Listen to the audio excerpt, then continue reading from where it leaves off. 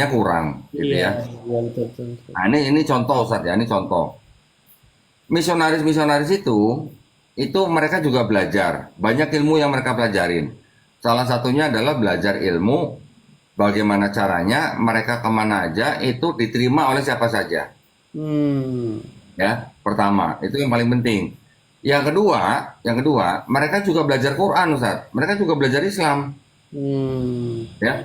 Tapi yang mereka pelajari itu adalah ayat-ayat yang dianggap apa ya namanya ya, mendukung doktrinnya orang Kristen gitu. oh, Ya, maksudnya apa? Contoh misalnya, mereka itu kan percaya bahwa Yesus itu adalah Tuhan atau Allah gitu ya. Mereka cari ayat-ayat di dalam Quran yang mana mereka tafsirkan dengan seenaknya sendiri. Mereka tafsirkan bahwa inilah bukti bahwa Yesus di dalam Quran itu Tuhan gitu. hmm, Nah, terus mereka juga mencari-cari kontradiksi yang dia kontradiksi dalam Quran dengan maksud dan tujuan supaya mereka melemahkan iman dan akidahnya orang Islam. hmm. Mau contoh nggak Ustaz? Mau contoh nggak Boleh, Ustaz? boleh. Ini sering sekali terjadi ya. Jadi Ya. kalau kita nggak tahu, kita nanti kebanyakan sudah terlanjur baru kita gimana ya? Kita baca di Quran surat Ali Imran ayat 45 Ustaz. Hmm, Ya, kita lihat ininya apa mereka misionaris itu rata-rata menggunakan ayat-ayat itu yang dipakai adalah terjemahannya Ustaz ya, ya bukan bahasa Arabnya. kan aslinya. Mhm. Nah ya yang mereka pakai adalah bahasa Indonesianya. Ya. Contoh begini misalnya, saya ambil contoh Quran surat Al Imran ayat 45. Kalau apa namanya? Artinya nih ya, ingatlah ketika malaikat berkata, "Wahai Maryam, sesungguhnya Allah menyampaikan kabar gembira kepadamu tentang kelahiran anak yang diciptakan dengan kalimat darinya." Ya. Namanya Isa Al-Masih putra Maryam, seorang terkemuka di dunia dan akhirat, serta termasuk orang-orang yang didekatkan kepada Allah. Di Hmm. situ ada kata-kata terkemuka, Ustaz. Ya. Dengan menggunakan terjemahan, mereka mengatakan bahwa tuh lihat, Nabi Isa di dalam Quran disebut terkemuka gitu. Hmm. Mereka nanti bertanya kepada orang Islam, siapa Nabi selain Nabi Isa yang disebut terkemuka di seluruh Quran? Hmm. Coba, Ustadz Fatih Karim pernah dengar ada Nabi lain selain Nabi Isa yang disebut terkemuka dalam Quran? Terkemuka ya, kalimat Ah, terkemuka. Belum dengar. belum dengar. Nanti mereka akan mengatakan begini, tuh lihat, Nabi Muhammad aja nggak disebut terkemuka di dalam Quran. Gitu-gitu ya. Ya, modelnya begitu modelnya saja. Biar sesuka hati ya. Nah, menggunakan terjemahan untuk apa namanya menggoyang iman orang Islam. Tapi Hmm. kalau kita sudah belajar, ya kita mempelajari, kita tahu Quran. Di dalam Quran juga istilahnya kita juga harus tahu konteks ya Ustadz ya. Hmm. Konteks dan juga ya kalau kita lebih tahu bahasa Arabnya itu jauh lebih bagus. Hmm. Jangan sampai lepas dari bahasa Arabnya. Kata terkemuka itu di dalam bahasa Arabnya diterjemahkan dari kata wajihan, Hmm. ya kan? Sekarang yang kita cari itu harusnya ada kan nabi yang disebut wajihan, jangan yang disebut terkemuka. Karena kalau kita menggunakan kata terkemuka berarti kan sama saja kita berdasarkan terjemahan gitu, ya kan? Tapi yang benar kan kita harus mencari siapa ada nggak nabi yang disebut wajihan dalam Quran selain Nabi Isa alaihissalam. Hmm. Ternyata ada di dalam Quran surat Al-Ahzab, Quran surat ke-33 ayat ke-69. Nah, artinya kira-kira begini, wahai orang-orang yang beriman, janganlah kamu seperti orang-orang dari Bani Israel yang menyakiti Musa. Lalu Allah membersihkannya dari tuduhan-tuduhan yang mereka lontarkan. Dia seorang yang mempunyai kedudukan terhormat di sisi Allah. Di sini diterjemahnya dengan kata terhormat. Tapi bahasa Arabnya sama-sama wajihan, Ustaz. Hmm. Ya. Jadi kalau begitu kan ada nabi selain Nabi Isa yang disebut wajihan. Jangan kita berpatokan pada kata terkemukanya gitu. Itu baru salah satu contoh yang paling gampang bahwa mereka menggunakan ayat-ayat Quran, tapi hanya dari terjemahan untuk melemahkan iman orang Islam. Iya, iya, Itu iya, baru salah satu contoh, Ustaz ya. iya, iya, betul, betul, betul. Oke. Dan masih banyak contoh yang lain. Contoh yang lain misalnya apa? Di Quran surat Maryam. Hmm. Quran surat Maryam ayat ke-28, Ustaz. Mhm. 28 ini artinya kira-kira begini. Wahai saudara perempuan Harun. Nah, Maryam, ibunda daripada Nabi Isa alaihissalam, disebut sebagai saudara perempuan Harun. Ayahmu bukan seorang yang berperangai buruk, ibumu bukan seorang perempuan berzina. Ya kan? Tapi Maryamnya disebut sebagai saudara perempuan Harun. Siapa Harun ini? Harun ini yang dimaksud adalah Nabi Harun alaihissalam, abang daripada Nabi Musa alaihissalam. Nah, zamannya Nabi Harun alaihissalam hidup dan zamannya Maryam hidup kan jaraknya kira-kira 1300 sampai 1500 tahun, Ustaz. Mhm. Bagaimana mungkin kok Maryam disebut sebagai saudara perempuan Harun? Salah nih Quran nih. Tuduhannya begitu. Hmm. Nabi Harun alaihissalam dan Nabi Musa alaihissalam punya kakak perempuan memang namanya Miriam. Hmm. Bukan Maryam, Miriam. Ayahnya Amran. Hmm. Kalau Maryam ibunda daripada Nabi Isa, ayahnya Imron. Mhm. Ya,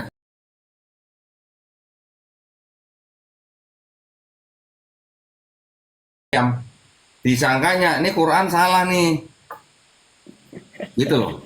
Ini Ya, zamannya jauh sekali kok disebut saudara perempuan. Orang Indonesia kan taunya kalau saudara perempuan itu saudara ya kandung, pasti Ustaz ya. pasti bareng, iya, Nah, sejaman. saudara kandung taunya gitu kan. Hmm.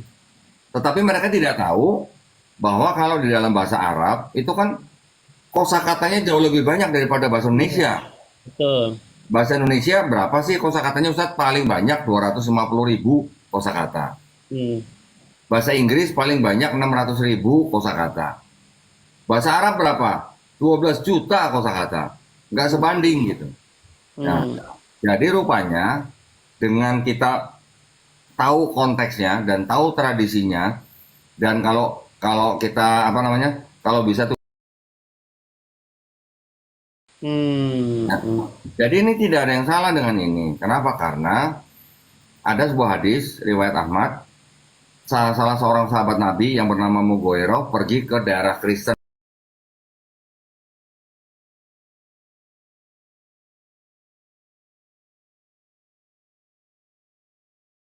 Harun atau saudara perempuan Harun. Padahal Hmm. jarak mereka kan jauh sekali gitu.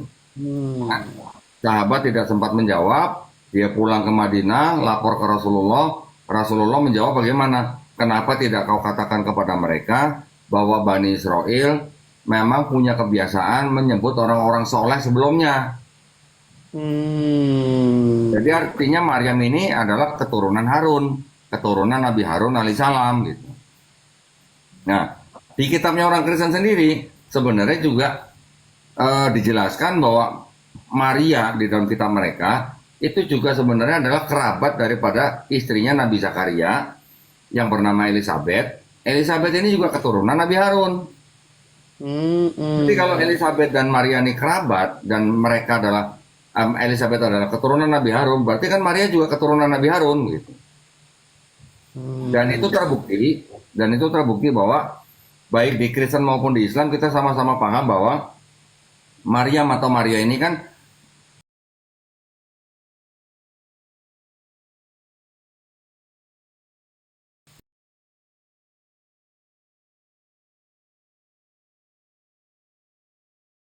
apa ya apa ya dipingit apa gimana gitu ya Ya, seperti betul. itulah ya. Dipingit ya. Nah, dari Bani Israel yang boleh atau yang mengurusi bait suci itu memang hanya satu suku, Ustaz. Dari 12 suku itu hanya satu suku yang mengurusi bait suci, yaitu Hmm. suku Lewi namanya. Ya, dari 12 suku anak yang ketiga yaitu suku Lewi itulah yang menjadi apa namanya imam buat suku-suku yang lain sehingga mereka yang mengurusi bait suci. Nah, kalau Maria atau Maryam Hmm. ditaruh di bait suci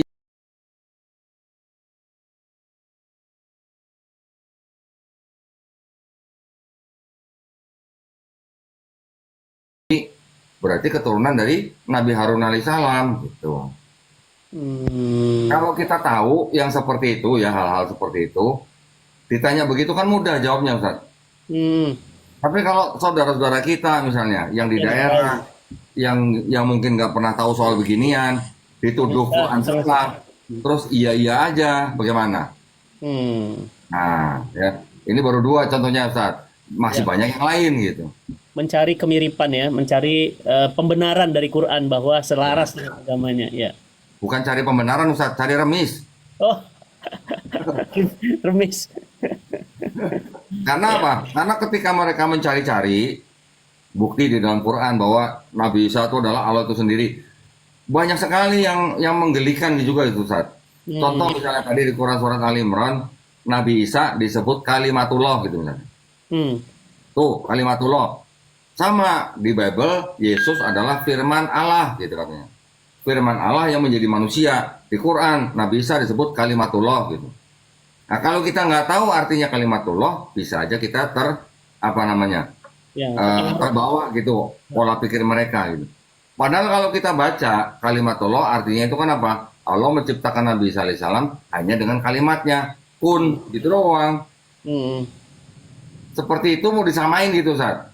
Ini ada firman jadi Yesus. Ini ada firman Nabi Isa. Kalimatullah dianggap firman Allah.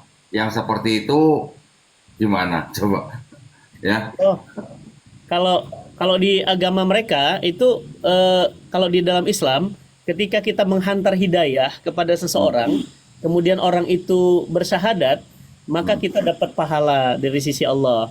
Lebih ya. baik daripada matahari di tempat terbitnya.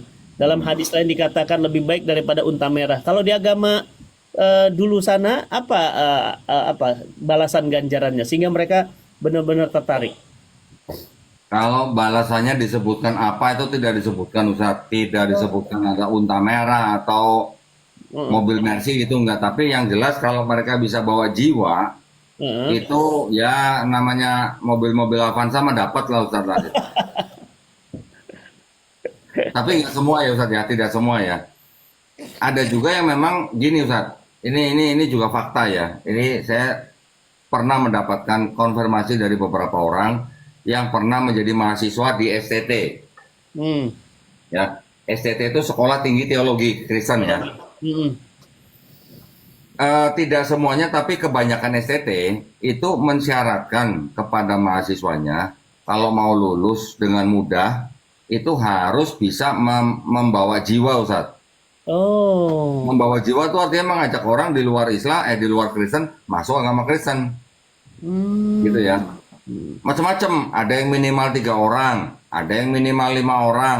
Bahkan saya pernah dengar ada yang minta 20 orang. Hmm. Nah, jadi kalau tidak bisa membawa orang masuk agama itu mereka bisa lulus tapi susah gitu, Ustaz. Hmm. Ya, STT. STT, Sekolah Tinggi Teologi. Terus apa kemarin dia bilang apa ya kemarin ya ada satu misionaris calon misionaris yang sudah masuk Islam Ustaz ya. Hmm. Dia juga bilang begitu.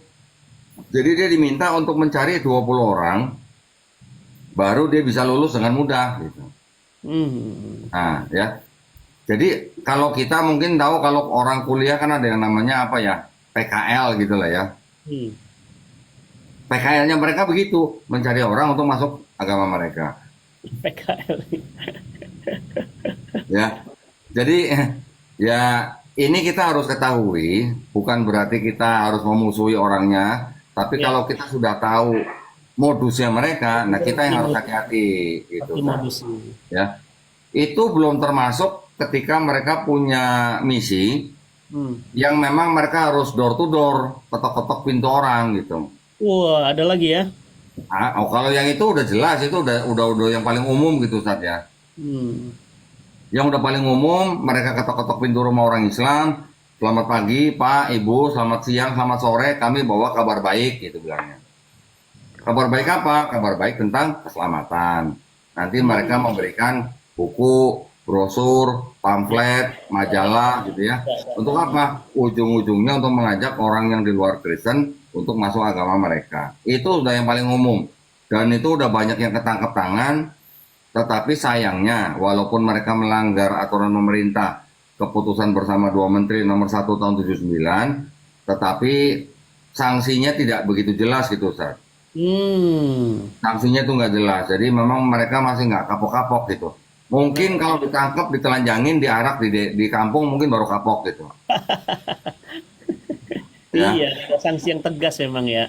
sanksinya memang kurang tegas karena hanya dikatakan akan dikenakan sanksi sesuai dengan ketentuan yang berlaku. Nah, ketentuannya apa? Hmm. Ketentuannya nggak begitu tegas. Jadi ya mau nggak mau, memang ya suka nggak suka, memang harus kita umat Islam yang harus banyak belajar, Ustaz. Betul. Ya, Nah, itu harus ya. banyak ngaji. Hmm. Terutama dengan Quran kita, jangan sampai kita lepas dari Quran. Hmm. Nah, tetapi mempelajari Quran kan kita juga harus ngikut guru, ada gurunya. Hmm. Maksudnya bagaimana? Sumber hukum di dalam Islam kan pertama kali Quran. Tapi kalau di Quran tidak dijelaskan, kita bisa mencari di hadis yang sahih. Hadis yang sahih tidak dijelaskan, kita bisa mencari di ijma ulama. Ijma ulama nggak ada, kita bisa cari dengan ilmu kias gitu misalnya. Hmm. Nah, tafsir juga sangat penting ya. Tafsir dan sunnah itu kan sangat penting. Jadi kita untuk memahami satu ayat tidak bisa hanya membaca satu ayat terus kita pahami atau tafsirkan dengan seenak hati, itu nggak bisa. Hmm. Kita harus baca tafsir, di mana tafsir ini kan juga banyak yang berdasarkan daripada hadis-hadis yang sahih.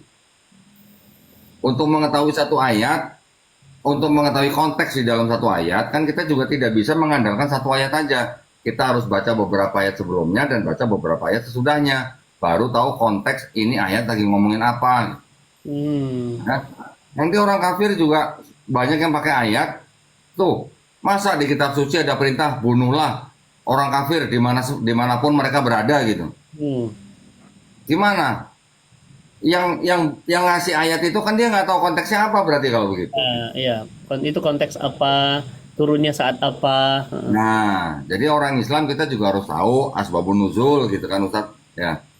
Kalau kita tidak tahu asbabun nuzul, konteks, tafsir, nah itu yang bahaya Ustaz. Hmm. Ya. Kalau Jadi ya, misionaris-misionaris ini memang selain daripada mereka diberikan misi, yaitu misinya atau perintahnya disebut dengan amanat agung, itu diambil dari kitab mereka dari surat Matius pasal 28 ayat 19. Karena itu pergilah, jadikanlah semua bangsa muridku, baptislah mereka dalam nama Bapa dan Putra dan Roh Kudus. Itu perintahnya begitu, Ustaz. pergilah. Hmm. Ya walaupun ayat itu ayat tidak asli atau ayat doif ya Ustaz ya. Oh, Itu ayat adalah ayat tambahan di abad kedua oleh gereja Romawi. hmm. Ya, saya ada buktinya banyak. Tapi ayat itulah yang dipakai atau disebut sebagai amanat agung yang dipakai oleh gereja dan misionaris-misionaris untuk mencari jiwa supaya orang yang di luar agama mereka masuk agama mereka. Hmm. Ya. Kalau kita kan juga diberikan apa ya perintah untuk berdakwah. Kita diminta untuk menyampaikan walaupun hanya satu ayat. Tetapi kan kita tahu bahwa di dalam Islam kita juga tahu yang namanya la ikraha fiddin. Hmm. Di Islam kita juga tahu yang namanya lakum dinukum waliyadin. Ya kan? Jadi kita hanya menyampaikan, tapi cukup apa istilahnya hanya menyampaikan aja, tidak ada usaha-usaha lain gitu. Tapi kalau mereka Ustaz, disuruhnya apa? Baptislah dalam nama Bapa dan Putra dan Roh Kudus. Jadi kalau belum selesai dibaptis kan belum selesai urusannya gitu. Ya. Nah, itu yang membuat mereka menjadi apa ya?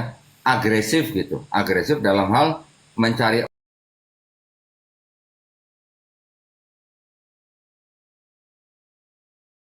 masuk agama mereka. Ya. Kita juga tahu ya, ketika di abad ke-15, ketika Ratu Isabella ya membuat perjanjian Tordesillas, bumi dibagi menjadi dua, barat untuk Spanyol, timur untuk Portugal. Mereka masing-masing menjelajahi belahan bumi ini dengan apa? Dengan misi apa? 3G, ya kan? Ya, gospel glory. Nah, padahal yang pertama gospel dulu, Ustaz. Gospel dulu, baru goal, baru glory. Gospel dulu ya. Gospel dulu, ya. Saya pernah buat gajian sama Ustadz Kenama, itu kita bisa bongkar sebuah dokumen milik Belanda, apa ya namanya ya, Verhandelingen atau apa gitu, nomor 82. Ternyata di situ yang dijelaskan adalah biaya yang paling besar yang dikeluarkan oleh VOC adalah biaya untuk misionaris. Budgetnya paling besar ya. Budgetnya paling besar. Nah, jadi ceritanya memang gospel itu yang memang diutamakan. Ya, Hmm, kita tahu sekarang memang agama Kristen disebarkan dengan imperialisme dan kolonialisasi, ya ya. kan? Karena misi mereka dengan 3G itu memang mereka salah satunya adalah untuk menyebarkan agama mereka. Hmm, Nah, sekarang berarti kan agama mereka ini sudah menjadi agama yang paling besar di seluruh dunia, Ustaz ya. ya. Tapi dengan imperialisme dan kolonialisasi itu, mau nggak mau kan mereka harus mengambil atau membawa beberapa orang dari tempat yang mereka jajah untuk dibawa ke negaranya mereka sendiri, Ustaz. Hmm, Imigran gitulah, imigran. Banyak imigran yang dibawa ke tempat-tempat mereka, misalnya dibawa ke Inggris, dibawa ke Belanda, dibawa ke Jerman, dan sebagainya. Ketika imigran itu sudah tinggal di negara kolonialnya, terus kemudian mereka berkembang biak, sekarang menjadi banyak imigrannya, otomatis Islam juga malah berkembang di negara yang tadinya menyebarkan Kristen, Ustaz. hmm, Contoh di Inggris, ya. ya. Inggris adalah negara kolonial yang paling besar, ya kan? Hmm, Dia sekarang punya sistem apa namanya Commonwealth, gitu kan? well, betul. Nah, Persemakmuran. banyak imigran juga kan yang dibawa ke Inggris. Ketika di Inggris imigran-imigran ini sudah berkembang biak, sekarang kita mendengar ada yang namanya London Stand, kan? Ya, Londonistan, betul. Ya kan? Sudah banyak orang Islam yang di sana. Sekarang katanya di London itu mudah cari masjid gitu. Betul. Nah, sekarang Islam malah menjadi agama yang pertumbuhannya paling tinggi di seluruh dunia. Hmm, Kristen, kalau digabungkan semua, memang masih lebih tinggi daripada Islam. ya. Kristen sekarang kira-kira 2,4-2,5 miliar, Islam sekarang 2 sampai 2,1 miliar. Tapi kalau Kristennya dipecah-pecah katanya, yang Protestan sendiri, yang Katolik sendiri, yang Ortodoks sendiri, yang Anglikan sendiri misalnya. Islam sudah menjadi agama yang paling besar di seluruh dunia sejak tahun 2000, Ustaz. Hmm, Dari tahun 2000, ya. Jadi memang boleh dikatakan agama Kristen dan agama Islam ini sama-sama agama misi, sama-sama agama yang mencari orang untuk masuk agama mereka. Bedanya kalau di Islam ada la ikraha fiddin dan lakum dinukum waliyadin. ya. Kalau di Kristen kalau belum dibaptis belum selesai urusannya. Ya. Sampai pembaptisan ya. Nah, Nah, itu jadi tadi ya. jadi saya ingin memberikan pesan aja buat teman-teman semuanya, ya. Hmm, Kita umat Islam harus sangat berhati-hati dan kita juga harus banyak mengaji, banyak belajar tentang agama kita, tentang Quran, supaya apa? Supaya tidak mudah apa namanya? Dimurtadkan. Gitu Ustaz ya. Mungkin siapa tahu kalau ada tanya jawab silakan Ustaz. ya, jadi teman-teman jelas semua ya. Jadi memang fakta itu ada, ya. Fakta itu ada. Jadi bukan rekayasa, bukan katanya-katanya. Kalau orang Bogor bilang bukan cenah-cenah, ya. Jadi memang ada. Dan bahkan tadi ya sampai C1, C6 tuh ya memang tuh ada. Bahkan modusnya banyak. Dari rumah sakit, sekolah, kantor, ya, ekonomi itu memang sudah bukan rahasia lagi. Ya, cuma pertanyaan kenapa itu bisa masuk? Kenapa semudah itu? Karena kita juga lemah sama pemahaman Islam kita. Kenapa? Karena mereka mencoba cocokologi, ngambil ayat-ayat Quran, dicocok-cocokin dengan kepentingan ayat-ayat mereka. Nah, ditambah kitanya secara keimanan, secara keilmuan, nggak paham tentang agama kita. Menarik tadi yang Kodo disampaikan, ternyata justru yang rajin-rajin sholat, ya misionaris itu justru juga ngincer gitu. Kenapa? Karena dengan seperti itu ya mereka tahu bahwa rajin ibadah itu belum tentu paham Islam. Betul banget. Banyak yang berangkat haji, tokoh MUI Jawa Barat mengatakan 5 dari 10 jamaah haji Indonesia itu nggak bisa baca Quran. Nah, Nah, jadi jamaah haji artinya apa? Ukuran seseorang itu berangkat haji kan bukan baca Quran. Makanya nggak usah heran kalau kemudian nggak ada tes untuk berangkat haji bisa baca Quran atau enggak gitu ya. Kalau ada tes, gagal berangkat tuh setengahnya tuh. ya. Nah, jadi ini Nah, muhasabah buat kita. Jadi saya jadi tahu betapa memang itu nyata, tapi PR terbesarnya adalah apa? Kita punya PR untuk belajar, ya, untuk belajar. Oke. satu lagi Ustaz, ada satu lagi modus nih. Hmm. Modusnya disebut dengan 3M. Hmm. Nah, memacari, menghamili, menikahi. Hmm. Ya, ini adalah modus yang memang juga banyak terjadi. Hmm. Saya juga sudah sering menghadapi kasus-kasus seperti ini. Ketika ya tadi seperti cerita yang orang ibu-ibu punya anak atau udah hamil, Hmm. kalaupun yang cowoknya nih mau masuk Islam, itu banyak juga yang masuk Islam hanya untuk sementara Ustaz. Hmm. Ya, menikah, masuk Islam, Hmm. kemudian setelah punya anak kembali ke agama lamanya, mau nggak mau istrinya yang sudah tidak punya penghasilan, mau nggak mau kan ikut suaminya. Ya. Yang begitu tuh banyak Ustaz, yang begitu. Hmm. Ya, karena memang zaman, ya kita tahu di Indonesia memang dilarang menikah beda agama. Tapi mereka mensiasati dengan cara apa? Orangnya pura-pura masuk Islam, menikah, sudah punya anak, mereka balik lagi. Karena di Indonesia ini kan orang pindah agama kan mudah Ustaz. Ya, kapan aja bisa. Ya. Yang penting kalau dia punya surat keterangan dia pindah agama dari Iya. sebuah gereja atau dari yayasan, dia tinggal bawa kelurahan, dia ganti KTP selesai. Udah beres. Hmm. Kalau di Malaysia kan nggak begitu. Hmm. Di Malaysia orang bisa masuk Islam keluarnya nggak mudah gitu. Tuh. Ada hukumannya gitu. Ya. Nah, jadi itu juga kita juga harus hati-hati Ustaz ya. Jadi buat ukti-ukti, wah ya. Ukti. Buat ukti-ukti itu harus benar-benar hati-hati. Jangan cuman karena ngeliat fisik, Ya, biasanya karena performa dan ganteng sebagainya. gitu ya. Bule-bule Nah, dikit gitu. janji-janji manis akhirnya terperangkap menghadapi kasus-kasus pemurtatan. Itu Ustaz. Masya Allah. Ya, kita ngerti banget ya. Biasanya kita itu ngebedah Bibelnya, Torahnya ya. Sekarang kita justru membedah strateginya ya. Menarik ya, belajar sama Kodondi itu banyak wawasan-wawasan baru ya. Saya baru tahu dari C1, C2, C3, C6 itu ya. M3M gitu ya. 3M itu biasanya BMW ya, 3M ya. BMW. Tapi ini ternyata ada modus ya. Nah, kalau selain kita meningkatkan pemahaman keislaman, kalau misalnya berdasarkan undang-undang di Indonesia gimana ya tentang pemurtadan? Indonesia punya undang-undang pernikahan nomor 1 tahun 74 Ustaz.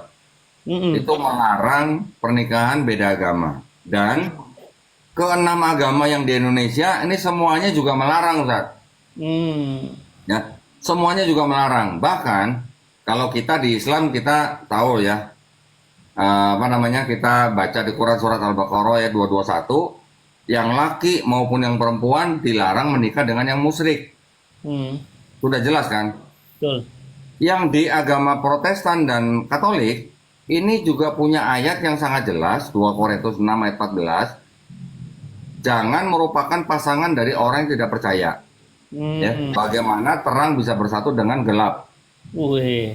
Itu ayatnya Ustadz ya, itu ayatnya.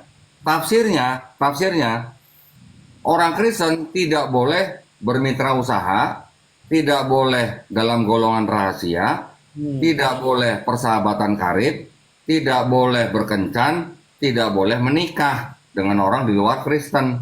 Oh, oke. Itu tafsirnya. Jadi jangankan menikah, berteman aja nggak boleh Ustadz. Oh, ada ayatnya ya? Itu tafsir, tapi ayatnya jangan menjadi pasangan bagi orang yang tidak percaya. Tafsirnya berteman nggak boleh, bermitra usaha pun nggak boleh. Kalau Jadi di sana ada ahli tafsir juga ya? wah, ini saya punya nih buku tafsirnya mereka Ustaz. Oh, tafsirnya. Berarti ada mufasirnya juga ya? Ya. Nah tapi gini Ustaz, ini juga merupakan modus nih, ini modus nih ya. tambahan nih informasi ini. Gereja Katolik dan Gereja Protestan, kitabnya melarang nikah beda agama, kitabnya. Tetapi manajemen gerejanya itu bisa memberikan dispensasi. Hmm. Nah, dispensasi ini apa? Kalau di Katolik itu ada dispensasi namanya Kanon 1025. Hmm. Ya, mereka harus menandatangani surat pernyataan.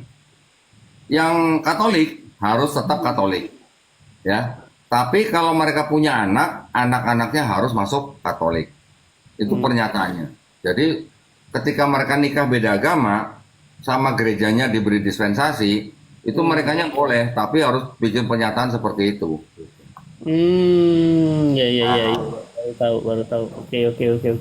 Nah, jadi jelas banget ya hari ini kita dapat ya pelajaran untuk lebih hati-hati ya kok ya. Untuk Ya, lebih hati-hati. sorry. Tadi kanonnya bukan 1025, 1125 koreksi. Kanon itu nama ayat. Bukan, kanon itu semacam kayak peraturan gereja gitu, Sat. Oh, kalau di dalam bahasa Arab namanya konun, ya, Oh, undang-undang. konun ya. Iya, iya. Di Mirip-mirip ya. Aceh, di Aceh namanya juga konun ya kalau nggak salah ya. Iya. Iya. Masya Allah. Moko, beberapa minggu ini gimana? Masih banyak pendeta-pendeta yang ngajak debat? Debat enggak, kemarin ada pendeta Marcel dong datang ke studio. Wih. Pendeta War Takjil. War takjil. Terus Ya. obrolannya tentang apa? Ada di YouTube nggak? Kita bisa nonton. Nah, nanti segera kita tayangin, Sat. Segera kita tayangin. War Sangat takjil. menarik. Sangat menarik ya, benar ya. Kalau yang pendeta yang datang untuk berdebat belum ada lagi. Tapi kalau yang bersahadat atau yang orang konsultasi hampir tiap hari, Ustaz. Masya Allah. Hampir tiap hari, insya Allah. Mohon doanya, Ustaz. Saya mau ketemu Koko aja nggak bisa karena lagi debat sama pendeta. Coba bayangin tuh. Lebih penting pendeta kan daripada Ustaz kan? Karena kan kalau pendeta kan jiwa yang harus diselamatkan, Ustaz ya. Iya, kalau saya kan udah enggak. Kalau yang ini kan udah pasti selamat, yang ini. Kalau saya rekeningnya diselamatkan kok. Nah, kalau yang ini kan udah pasti selamat. Kalau pendeta kan belum selamat, jadi harus kita selamatkan, Ustaz. Luar biasa ya teman-teman ya. Ini walaupun penuh canda, tawa, jadi kita dapat ilmu, dapat pelajaran. Pagi ini strategi misionaris. Jadi intinya dari mulai zaman glory, gospel itu sudah memang ada. Memang faktanya ada. Kemudian dari strategi mereka juga ke kita itu memang ada. Dari sisi ayatnya juga memang ada. Jadi memang lengkap lah sudah semuanya. Bukan itu yang kita permasalahkan. Kita harus lebih punya imunnya. Imunnya adalah imannya. Ya. Jadi sebesar apapun strategi mereka tidak akan bisa ketika kita memahami Islam. Ya. Kok luar biasa hari ini ilmu pengalamannya. Terima kasih banyak. Mudah-mudahan Ya, Ko Dondi sehat terus. Nggak terasa obrolan sejam ya, Masya Allah. ya. Ya. Nanti yang topik berikutnya boleh nggak saya tentuin, Ustaz? Boleh dong. Kan dari Nah. Koko terus nih, apa? Silahkan. Topiknya untuk yang berikutnya, siapa sebenarnya yang ingin Yesus mati di dalam Bible? Wih, menarik banget itu. Siapa sebenarnya yang ingin Yesus mati dalam Bible? Iya. Waduh. Wah, Loh. bahaya nih, bahaya. Wah, offside. Ini buat yang Kan- komen-komen gimana nih nanti? Nah, ya, komen-komen nanti biar mikir lah gitu lah. Jadi maksudnya kan gini, orang Kristen kan percaya bahwa dosa mereka sudah ditebus dengan matinya Yesus di atas kayu salib, Ya. ya kan? Nah, kita berdasarkan ayat-ayat yang ada di dalam kitab mereka sendiri, kita cek dan kita analisis satu-satu dengan kronologinya, dengan pihak-pihaknya. Itu siapa sebenarnya yang pengen Yesus mati gitu. Waduh. Ya, makanya nanti kita bahas, Ustaz. Itu Itu saya bukan- lagi tulis dalam sebuah buku. Nanti insya Allah saya keluarkan jadi buku, Ustaz. Wih, keren. Nggak ada berhentinya Koko ini luar biasa. Tapi menarik sih teman-teman, belajar ya. Terus Ya. insya Allah saya jadi penasaran, pingin langsung besok bahas. Oh, makasih kok. Ya. Sehat-sehat. Alhamdulillah hari ini kita dapat ilmu lagi, makin mantap keyakinan kepada Islam, iman kita makin kokoh. Bismillah. Mudah-mudahan kita semuanya dijaga Allah. Insya Allah kita agendakan ketemu lagi dan mudah-mudahan istiqomah terus kok di jalan Insya dakwah Allah. dan mudah-mudahan Insya Allah. Allah Ustaz juga sehat-sehat ya Ustaz ya. Amin, amin. Terima kasih Koko. Bismillah. Sama-sama Ustaz. Alhamdulillah, Masya Allah. Assalamualaikum warahmatullahi wabarakatuh. Waalaikumsalam warahmatullahi wabarakatuh. Alhamdulillah teman-teman semuanya. Hari ini kita belajar lagi ya bersama Koh Donditan ya. Intinya apa? Intinya kekuatan iman, kekuatan jiwa itu sangat-sangat urgent hari ini. Ya, mau seperti apapun strategi mereka, kalau kokoh kita kuat, nggak akan bisa. Sama kayak teman-teman misionaris, coba aja. Ya, coba ke saya. Nggak akan. Yang ada malah antum yang masuk Islam. Insya Allah. Ya, insya Allah. Ya, bukan saya bermaksud apa-apa, tapi insya Allah saya bukan hanya bisa menjelaskan ya, tapi saya juga bisa membongkar ya. Nah, membongkar dan memasang. Nah, oleh karena itu teman-teman semuanya belajar lagi, dalami lagi Islam, terutama sehatkan mental kita karena mental kita ini adalah yang utama, jiwa kita yang utama. Bahkan PBB sampai menginformasikan 1 miliar manusia kena sakit mental. Dan tanggal 10 Oktober nanti dijadikan Hari Kesehatan Mental Dunia. Kenapa? Banyak yang sakit mental.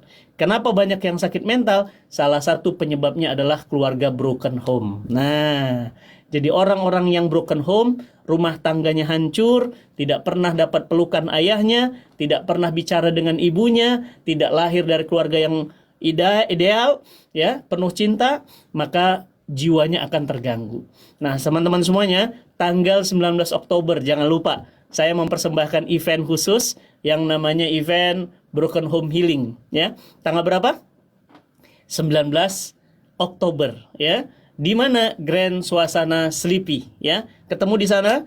Kita akan bersama Bunda Eli Risman, saya dan Umu Sajjad. Kita akan menyehatkan mental kita, menyehatkan sembuh dari luka lama kita, luka pengasuhan di masa lalu. Insya Allah kita akan bareng-bareng di event Broken Home Healing. Teman-teman semuanya yang sudah hadir di YouTube, itu sudah ada di layar, ada linknya juga. Bagi teman-teman yang ada di TikTok, bisa langsung daftar dengan cara di DM, ya, kirim pesan di TikTok Cinta Quran TV. Insya Allah kita akan bahas di sana, kita akan belajar di sana, dan kita akan sembuh bersama di sana. Ya, jangan lupa bawa banyak tisu, karena kita akan banyak menangis dan merenungi diri dan juga insya Allah akan sembuh. Ya, terima kasih teman-teman semuanya. Kita akan ketemu di sana dan mudah-mudahan Allah berikan kita kemudahan dan keberkahan. Barakallahu fikum. Assalamualaikum warahmatullahi wabarakatuh.